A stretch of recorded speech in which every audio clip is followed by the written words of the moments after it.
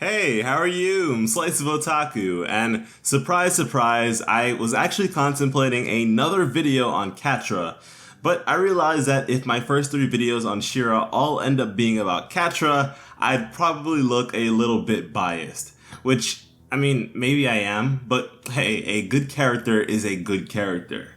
Anyways, what I do actually want to talk to you all about are the first ones. Now, the first ones happen to be the original settlers of Etheria. Their people were intergalactic travelers who claimed the planet as their own, and their claim over it runs so deep that the planet itself, in its entirety, may all be considered to be First One's technology. And although they're absent now, they were present up until 1,000 years ago. The cause allegedly being the result of Shira Mara's ultimate failure in her role. Now, I don't know about you, and maybe it's just because Thanksgiving just passed in the States, but I sort of have a hard time completely trusting the words of colonizers. I mean, for the first ones to make Etheria their home, for them to apparently travel from beyond the stars, aka traverse across multiple solar systems, and decide they want to remain in this particular location, is very suspicious. For the entirety of a highly intelligent society to just pack up and move, rearranging everything where they end up, including the natural order of things, just tells me that where they were previously probably isn't a vacation spot. And if the real-world path of humanity is any indicator as to what becomes of a planet hosting perpetually progressing intellectual beings, then I'd say that they themselves ruined whatever they had previously. And I mean, think about the current state of Etheria.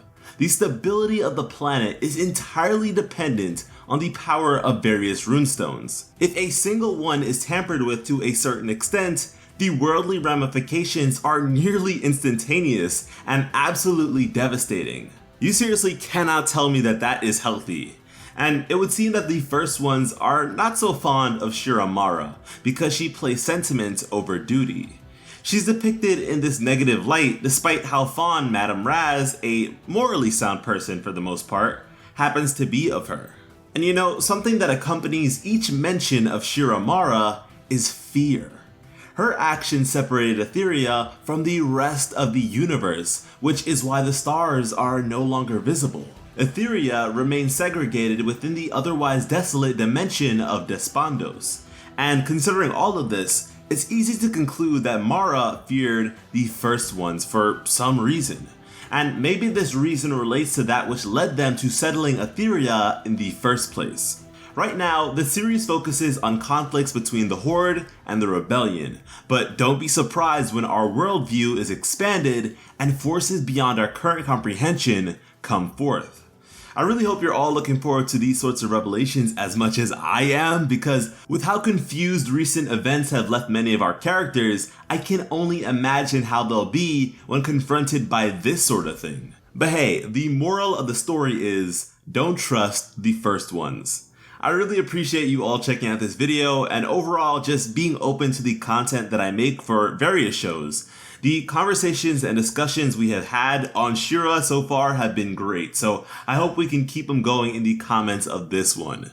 Thank you all so much for watching and have an awesome day. I love you.